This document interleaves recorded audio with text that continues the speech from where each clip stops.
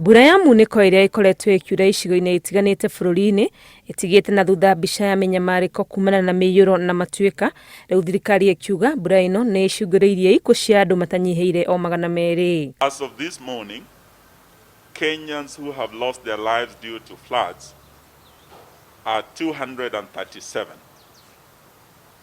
That is a very high number compared to Kenyans who have lost their lives to COVID-19, who are about 33.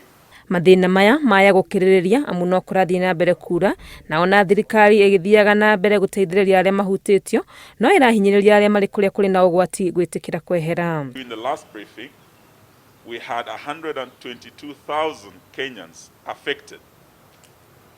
As of this morning, that number has risen significantly to 161,000 households affected, meaning we have almost 807,000 Kenyans who are affected by these floods.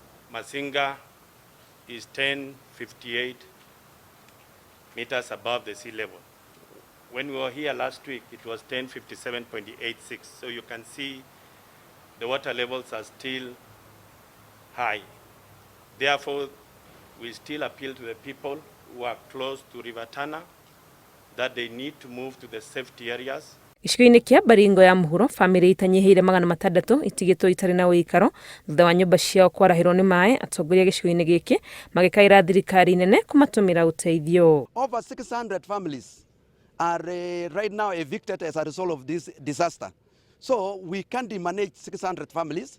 I want to appreciate what the county have done.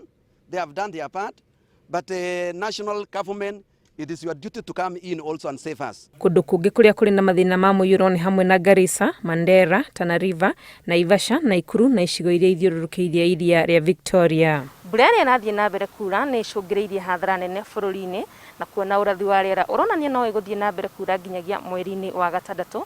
Thirikari ĩrahinyĩrĩria arĩa maikaraga kũrĩa kũrĩ na ũgwati wa matuĩka na mũiyuro gũikara mehũgĩte. Ngiribotera Inooro TV, rĩtwa rĩakwa nĩ Wangui wa Mwangi.